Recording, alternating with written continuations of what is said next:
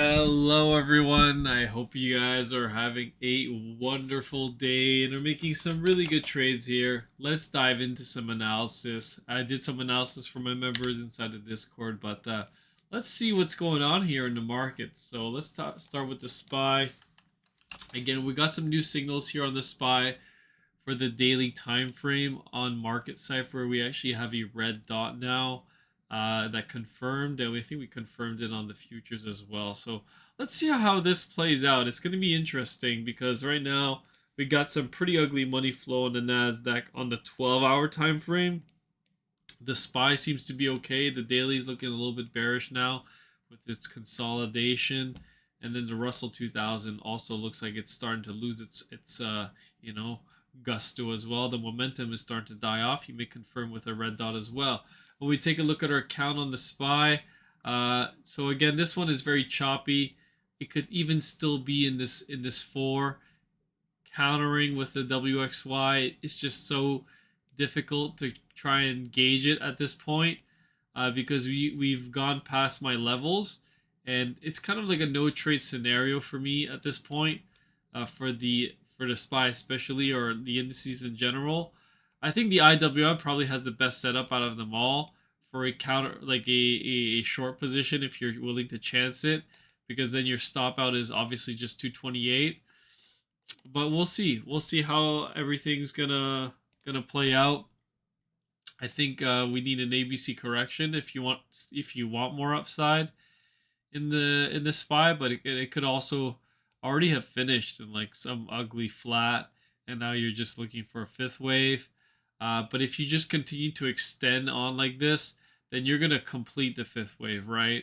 And you're not gonna get this this bigger drop here for more upside later. And again, it could also still be even inside of a 1-2, and then it goes up again without breaking the all-time high. So without breaking the all-time high, you have a 1 that ends, a pullback in 2, 3, 4 to 5, but this drop becomes supported, and you see dip buyers go bananas over a small dip. So people are still willing to buy. People are willing to get risk on. So let them do that. Don't get in their way. Just look for other assets to have better setups, right? So for the Qs and the SPY, it's a little bit tough for me. The Qs could have ended here, and then maybe get ready for great NVIDIA earnings to explode up and rally up, right? But again, I'm gonna give you my take on what NVIDIA is gonna do as well. So let's head over to NVIDIA, right? Let's head over to NVIDIA. Why not? I'll head over to my NVIDIA chart as well.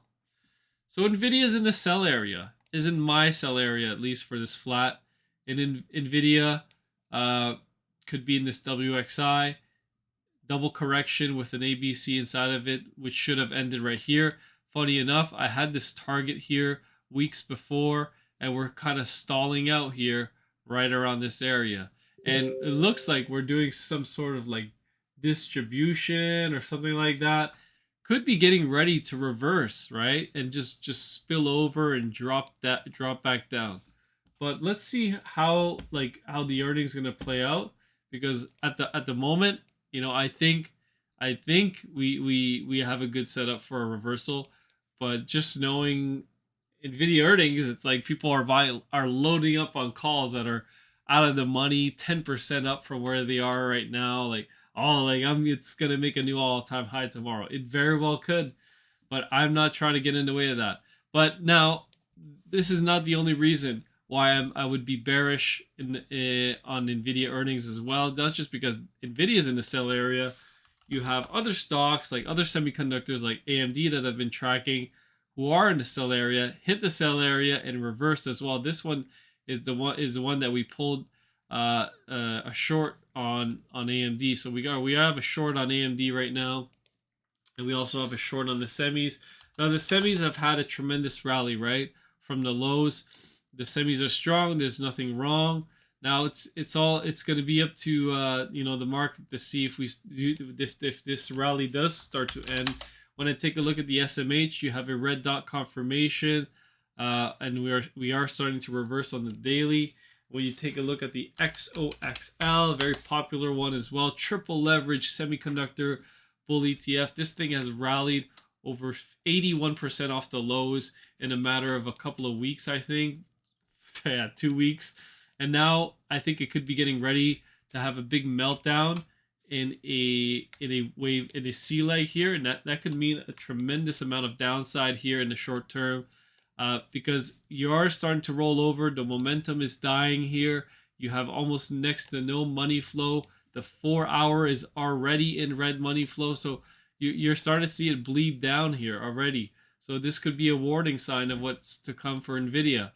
At the same time, though, you have on the smaller time frames, the bulls are giving it everything they've got to try and save this for another pump up higher.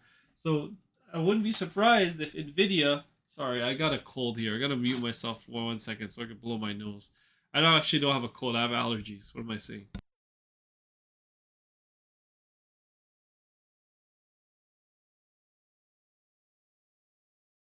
I'm allergic to all this BS economic data. No, I'm just kidding. But yeah, so it's not going to be an easy trade, but this is one that I'm taking a chance on right now.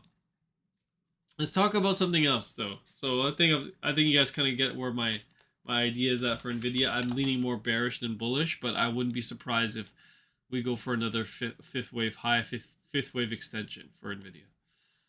Okay, so let's head over to Tesla. So we got a trade on Tesla right now. We are also short Tesla from this rally up into the sell area, and now we're starting to get a bit of a dip down as well. This should extend us lower back into the 165 area from we're at like the 200 area right now. So that's I don't know what the news is going to be. Maybe it's NVIDIA, maybe it's economic data, who knows? But this is the count that I have for Tesla right now. Roku is just doing its own thing. I'm not. I like the impulse off the low though. Like, don't get me wrong. Could this just be WXY? It could. It could be. It could be that. It could mean disaster for this stock. If it does do something like this, just because you have no divergence right now on the daily. Let's see where this would take us if it's a flat. Oh boy. Yeah. Oh no. But I don't know. Maybe Roku pulls a rabbit out of its hat and is able to create a fourth wave and a fourth wave and a fifth wave. If it can do, actually you can't even label it as this because you have invalidation points from this breaking the low. So this would be my best guess. What this how this played out here was an overshooting B wave. It screwed up the dip buy here for me when I played some calls, and now it's ripping it back up. People are going to chase it, and we are at the reversal area. Am I going to revenge short it? Probably not. Probably not even going to look at it anymore. But I just clicked on it on this YouTube video. It happens to be that now we're hitting the sell area for a flat. So if it does do something like this, then this means new lows. This means new lows for Roku, and I mean like shit. Like the uber bullish scenario isn't gonna play out, and that's unfortunate. But man, this stock has had quite a ride. Whoever's been in this, you've been up for a ride. And could this be the time to get out? I mean, look at the weekly pump. Like, look at that weekly RSI, and this is all it got. This is all you got out of it. Is a marginal gain of 44%. I mean, this stock has done way more before, right? It's done 91%, but man, that's quite the pump, and it's starting to stall out already. But let's see. I mean, it's not over, so we'll see how this plays out.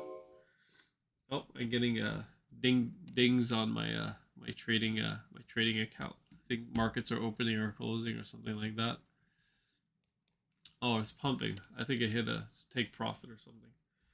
All right, so let me continue on. I'll take a look at TLT. My God, these allergies are killing me.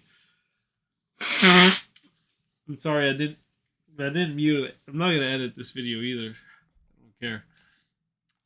But right now we got a 1-2, 1-2 setup, and this could still be in the two. Could be just be an ABC, and if it is an ABC, then this is probably done, probably corrected already, right? Something like this. Let's see if it should be done. Where did this end? Nah, I mean it could go a little bit lower still. This would be like the target area, somewhere right here. And then if it holds, then you can buy the dip again on TLT. And we're looking for this move in TLT. We're looking for this 3 of 3 of 3 of 3 to complete all these waves, right? So we can get matching 3s and 4s, or sorry, 4s and 5s to finish this move. And my target remains the same at 105 to 116, 117. And my dip buy area for the longer term dip buy area was down here. We were looking for the smaller count, and we bought the low here at 4. Or actually, we didn't buy the low on TLT. We bought the low on TMF, which is the triple leverage bull. We bought the low at 43.45, right? Somewhere around here. I think we 43.44. Sorry, not 45. So somewhere around this area, we loaded up, and we've been along for the ride since then, right? And this has been an easy trade. Continue to sell calls on it and just rack in the profits. So this should also continue to go up higher. I wouldn't label this like this now. It would be a 1-2, 1-2 setup for this fifth wave. I think we got some invalidations here, but this is a flat, so that's okay. But yeah, it's been a good trade. That was a good trade, and we're still in it. Let me take a look at the DXY. The DXY, man, like this thing just continues to go lower. It just can't catch a break. The dollar index is just shitting the bed. It's extending the fifth. It extended the fifth wave. The third wave extended here, and now we're at a 4 and a 5. But could it just continue down? Yeah, it could. It could. It could. You could just be inside of another smaller count. You could be inside of a 1, 2, 3, 4, and a 5. You're gonna race divergence. So again, this is not really an indicator for me anymore. Just more of like a gauge on the markets, see how everything's doing. Again, dollar going down should be bullish for the markets, but in times of panic, it could also be bearish. USDJPY. Let's go back to this chart. So this one is still in my buy area. So this is why the markets could still be supported if they want to go higher. If it gets invalidated, it looks like it already has by breaking this low. You could be headed back down, and you're retesting previous support as resistance now. So